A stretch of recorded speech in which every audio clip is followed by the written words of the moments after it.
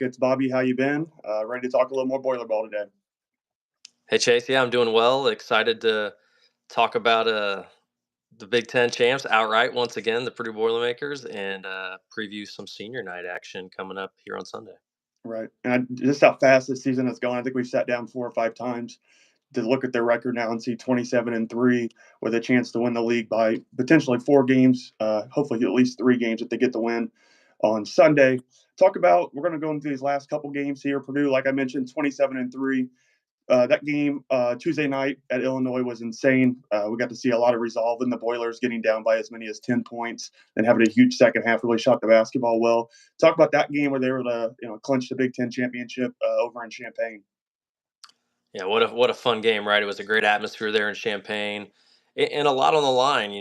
Of course, uh, things would have certainly pointed towards Purdue being able to defend home court on senior day and defeat Wisconsin to still get an outright Big Ten championship, even if they didn't beat Illinois. But Wisconsin, of course, is a solid team, and they got some good players. So even though Purdue hasn't lost at home this year, obviously there is that potential. That's why they played the game. So it was huge for Purdue to be able to just kind of knock out the Illini right there and all their chances to try to get a share of the Big Ten title. And as you said, for Purdue to show some resolve, have that halftime deficit, be able to build a 6-point lead, but then Illinois makes a run of their own to take a 2-point lead, and then for Purdue to be able to make those plays, winning plays down the stretch and pull out the victory. It was really exciting. Hostile environment to get that kind of win in Purdue's last true road game of the year was just a nice little exclamation point to the Big Ten regular season.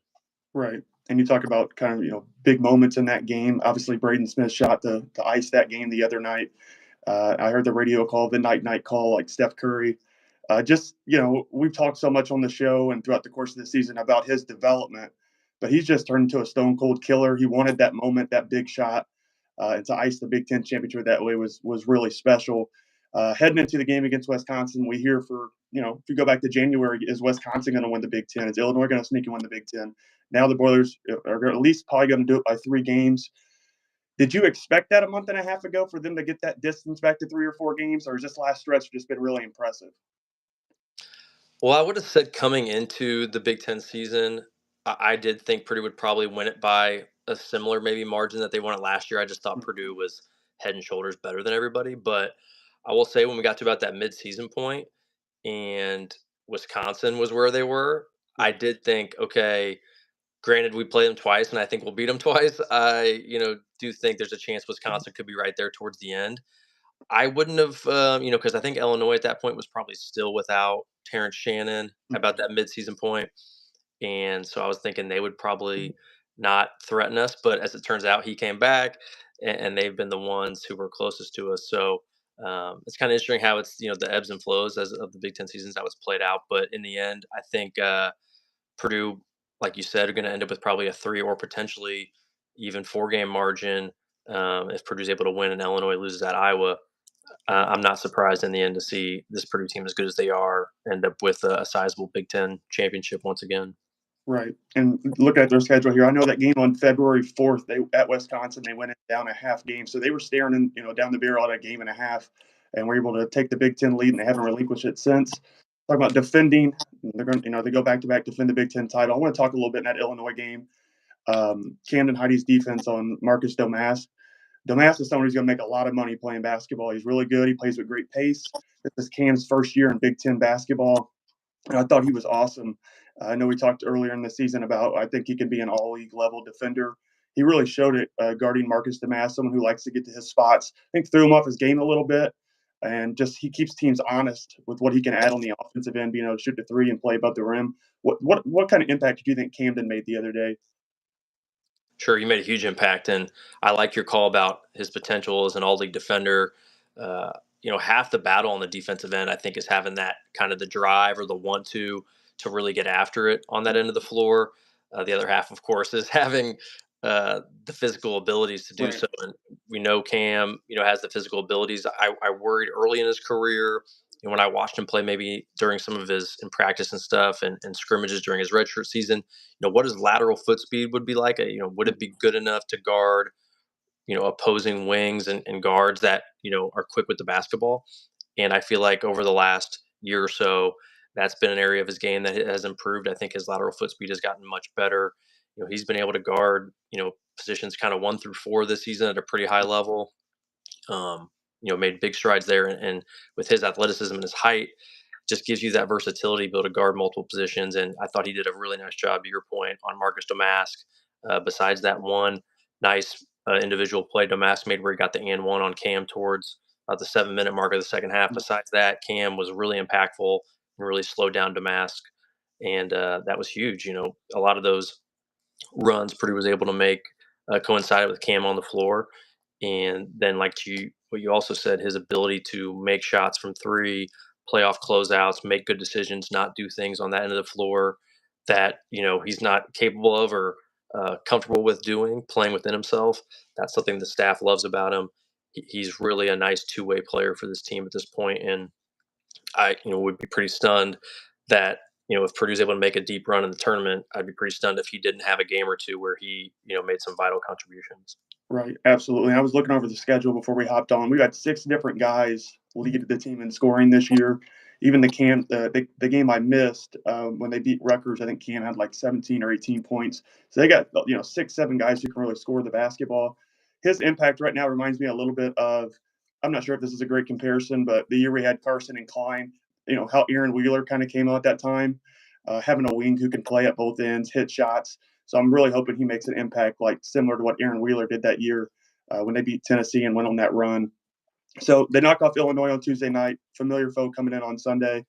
Obviously, it's senior day. You've been a part of the program. You've had senior days. Obviously, an emotional day at Mackey. Added to it with guys like Zach Edey and Mason Gillis and guys who've been such a huge part of the program. What are your expectations for that 12:30 tip on Sunday? It's going to be an emotional day for sure. I mean, this is the winningest senior class in the history Right. of the program. So, uh, obviously they've done some amazing things for this program. So those guys have given a lot to the program and to Coach Painter and his career. And so there's going to be a lot of emotion, certainly, seeing those guys play their final game in Mackey. Um, they've just had a special last handful of years. This year, hopefully, can kind of, push through that door in March and make a deep run. And it's going to be really cool to see the Purdue faithful be able to give them one final shout out on their way out the door. And hopefully Purdue can, considering the senior day festivities are post game, Right. hopefully Purdue is able to secure the victory. Man, if they can, and that would be a 17-3 Big Ten season, undefeated season at home. You would like to put that exclamation point on all those sorts of things. Right. And just, the energy going into this game with it being Zach's last game at Mackey, everybody's really excited. This senior group says to win in this group, they're a Chucky Hepburn bank shot away from three-peating the Big Ten. I mean, that's just so impressive. There's been some really good Big Ten teams in that stretch. So it's awesome to see them go back to back. Heading into the Big Ten tournament, they'll be in that noon slot on that Friday game. Kind of touch on your expectations for the Big Ten tournament. You're seeing, some keyboard warriors say just, don't even worry about the Big Ten tournament. It's all about the NCAA tournament. This team has such an edge that I think if they lost on Friday or if they won on Sunday, I don't think it's going to have an. And this is my personal fan perspective. I don't think it's going to have an impact come Selection Sunday and when they toss the ball up in the Midwest as the number 1 seed. Yes, there's rest versus rust, all that stuff. But I think with the way Coach Painter's built the program, I don't think they'd mind going in there and going back to back and just completely owning the Big Ten the way they have. I'm kind of with you. I honestly don't think it truly matters either way, too, right? Of course, the whole rest versus rust, that whole argument is based on how the performance comes after the fact, right? That's all hindsight 2020 most of the time. I do think the fact that Purdue doesn't play till Friday in Indianapolis, um, as far as the NCAA tournament goes, I think that is kind of a nice piece of it too, because then you're really talking about, even if you do play Sunday, you still have 4 full days to rest. You're not going to have very far travel to Indianapolis. You're hopping on a 1 hour bus ride. So yeah, I don't see where you would even like think about, yeah, they're not getting the proper rest as far as the amount of time in between games. Obviously, you're putting some miles on your legs if you play those additional games, but with these guys at their age, I think that amount of rest in between would have them pretty fresh for that game Friday. And so I think it's kind of a win-win for Purdue, honestly. Like if you win the Big Ten tournament, amazing. You hang another banner. Yeah, you have the trophy celebration, and that's a special thing. I've been a part of it. It's really cool. But if you lose, obviously I don't think that's the end of the world either, because there are some of those side benefits as far as the additional rest and maybe putting the guys on edge a little bit, all that sort of Mhm. thing. Those can also be positives too. Right. And I think when I was watching you guys last night, Greg made a point about people like Tony Bennett, Tom Izzo. People are pulling for Purdue. I think Rick Pitino fired off a tweet this year about Purdue could do the same thing Virginia did. What I'm starting to notice is people who don't matter want Purdue to fail, and people who really know basketball want Purdue to have success. So the way Coach Painter's built the program, and now you're hearing, I think it's because it's kind of like voters' boredom. People are seeing Zach Edey dominate, seeing Purdue dominate, so they're going against Purdue, and they're saying, "Oh, Big Ten championships doesn't matter for this team." Blah blah blah. Well, you're not a number one seed if you don't, or if you're not 28-3 or 27-4 and number one in the Big Ten. I'd like to, in my next life, sit at a dinner with Coach Katie and Coach Painter and Thad Matta, and Bo Ryan and Tom Izzo, and bring one of those guys off the internet with me and have them talk about Big Ten championships not matter to people who know basketball. Oh yeah, I mean, Big Ten regular season championships are huge, and Right. it's such a grind, especially now 20-game seasons. So for someone to try to belittle that or downplay that, yes, obviously it doesn't matter in the grand scheme as much as the NCAA tournament goes. That's just the way it is.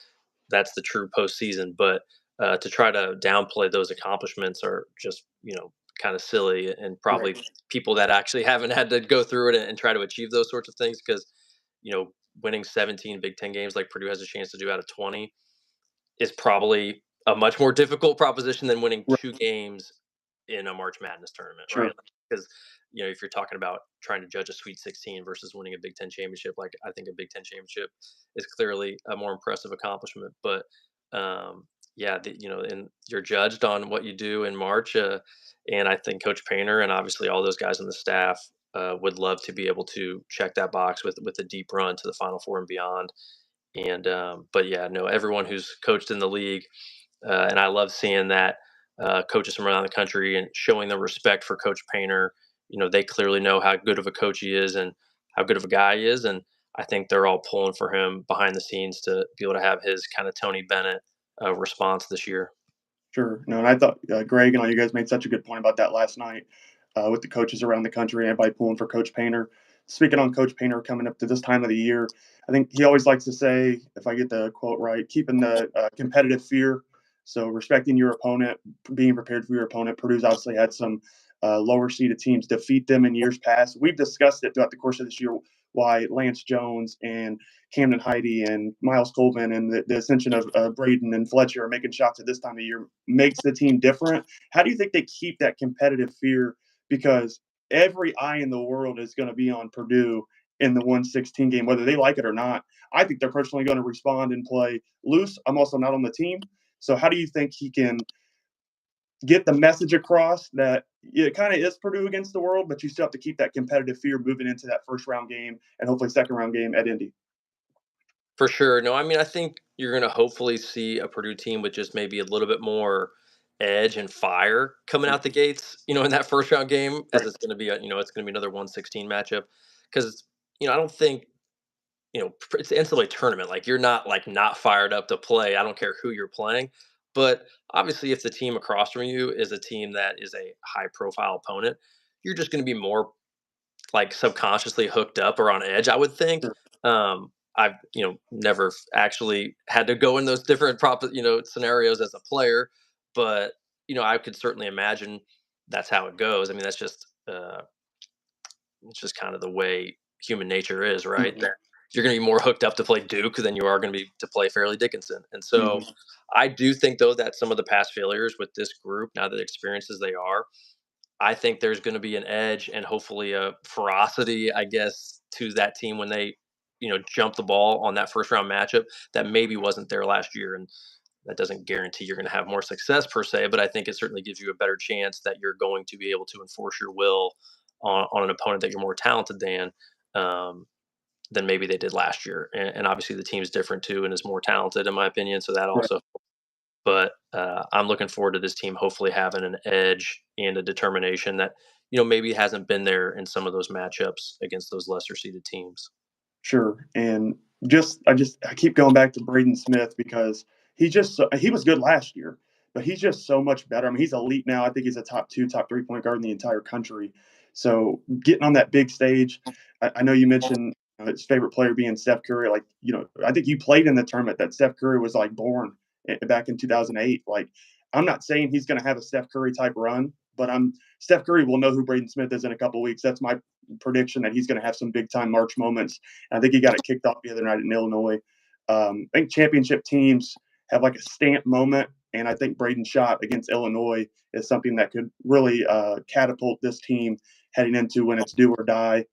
I've gotten some heat on Twitter with this opinion. I kind of just want to get your take. It's all tongue in cheek, but with what he's accomplished and being back-to-back National Player of the Year, I know Purdue doesn't retire numbers, but I think it's going to be a long time. It may never happen again. Someone wearing 15. Do you think he should be treated different if he goes National Player of the Year again? Or do you think it's like, hey, someone may wear 15, 20 years from now? Yeah, I don't think Purdue will like flat out retire it, but his number will be obviously in the rafters, like all Right. the other All Americans and 2,000 point scorers in Purdue's history. And I do think there will be not a full fledged retirement on it, but kind of one of those like we're I not think just going to a hand it glass out to case like on we're not going to hand it the out to Bobby Riddell walk on type thing. Like if if Caleb Swanigan 2.0 walks through the door and he wants 15, then right. maybe uh, they throw a little text to Zach and say, "What do you think about so Yeah. and so having your number?" And I would think if it's a stud, Zach would be all for it. But yeah, they're not just going to be handing that number out to anybody. I don't think.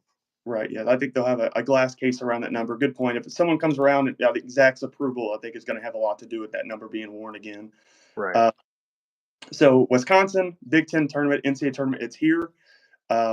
Maui was almost 4 months ago now. I feel like this is one of the faster seasons. Success makes it go faster. I think sometimes if they're down, if Yeah, you're you're not sitting there that, dwelling on losses yeah, as much right, when you right. only have three of them. So Yeah. the season has flown by. What do you think the difference in this team is right now? Let's forget about last March, the team you saw in November. Do you think Purdue is playing their best basketball when they beat Marquette, Tennessee, or do you think we've even seen the finished product heading into this final stretch? No, I mean I think there's certainly still upside for this team as far as playing at a peak level. I don't think Purdue's played like its best game. They've had some really good ones, but I don't think there's a game where you could say Purdue put it all together.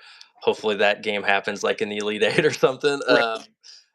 As far as getting Purdue to a Final Four, but I do think you brought up that Braden Smith, just how good he's playing and what type of point guard he's developed into. I do think, man, that was a really nice moment for him to have for the team and for himself at Illinois because as good as he's been this year and he's been awesome in so many games, he hasn't. I don't think I'm misremembering.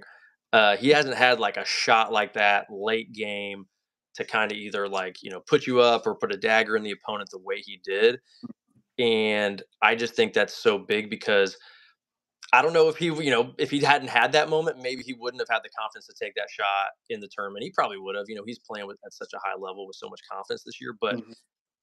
the fact that he actually did it and it went really well and got that positive reinforcement, I Right. think that can only do positive things because to win 4 games in a row to get to a Final Four or win 6 games in a row to win the national championship against that level of competition, he's almost certainly going to be put probably in a similar spot at some point throughout that run.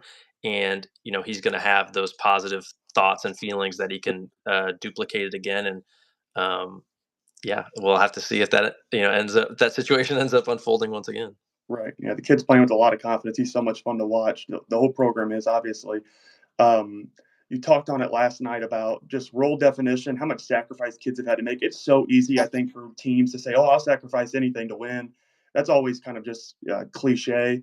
That Purdue's got a lot of guys who can play and guys who have taken really lesser roles than they'd like. Every kid wants to play. Anybody in the country can say they want to be on a 27-3 team, but you have to sacrifice a lot to do that. I personally was never on any kind of team like this, so as a fan supporting it, it's just the coolest thing ever.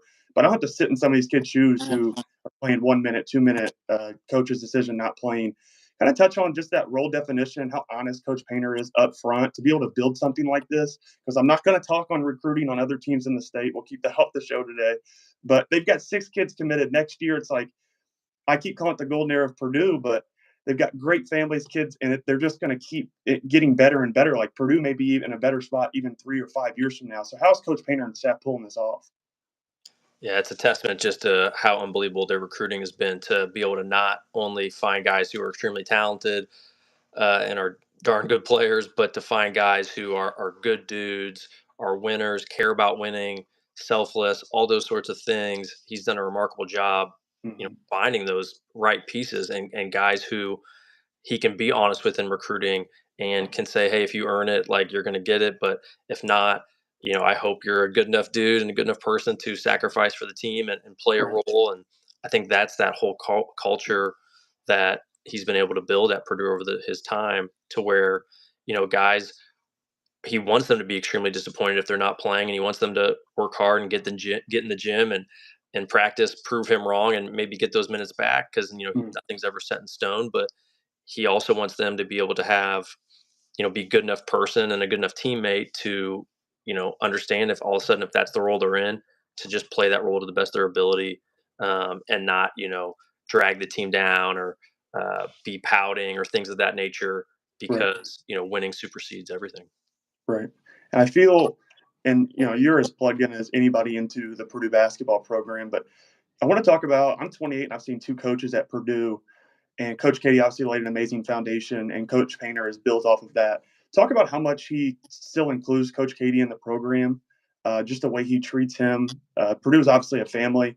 The way we talked on just how you guys, come on my show and treated me, so a non-credentialed person this year, but just the way he's involved. Coach, now you see Coach Katie here for the stretch run, and they have the appreciation night for him against Michigan State. You talk about how much Coach Painter means to you, and just the way he treats Coach Katie, and just that family atmosphere, and it's just so much fun to watch, especially this time in the season.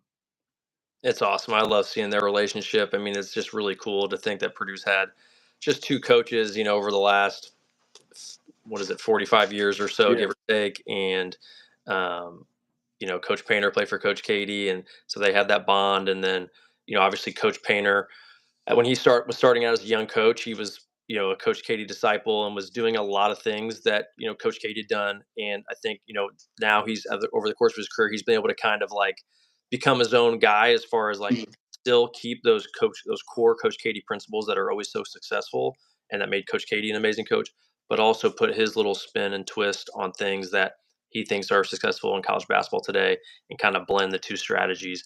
And I think that's why you're seeing, Coach Painter in his prime and Purdue's program probably in the golden era, as you mentioned. Just tremendous players year in year out, tremendous teams, really good recruiting classes, and yeah, not only is the present unbelievable, but I think the future is bright as well. And Coach Katie obviously helped build a lot of that legacy, and I love how he's so close to the program still and comes back and goes to games. And it was neat to see them honor him for his Hall of Fame induction. And I know Coach Katie's going to be going with the team in March to be along for the ride, like he has in years past. And Right. yeah, I know the whole Purdue fan base wants nothing more than to be able to see Coach Katie see a Purdue team, reach that Final Four. Right. That would be so awesome to see. And you made a good point there about Coach Painter building off of what he did, but he's his own person. Like you hear people criticize, Coach Painter isn't as animated maybe as like Coach Katie. You're not gonna see Coach Painter throwing his jacket, and I think that's because he's not trying to be Coach Katie. He's Coach Painter, and that's a really good point you made about just the difference in the two. But it's awesome to see as involved as Coach Katie is, and the way he treats the program and how the program treats him. But I'll let you hop off here, Bobby. I want to say thanks for coming on the show this year. I probably won't bug you during tourney time. I will shoot you a text if you're on a flight to Phoenix here pretty soon, hopefully. So thank you for what you've done for the channel this year. Like I said, I'll be on YouTube a lot more next year. Maybe you have to add in like a Bobby Riddell report weekly or monthly on the show. But thanks so much, man. I can't say thank you enough for what you've done and how you've treated me. Well, yeah, thanks, Chase. Appreciate you having me on a couple times here throughout the season. It's cool to see what you've done with the podcast and growing it throughout the year, and talking with some of the different guys you have. So it's fun to see the Purdue brand growing and all the content that's out there.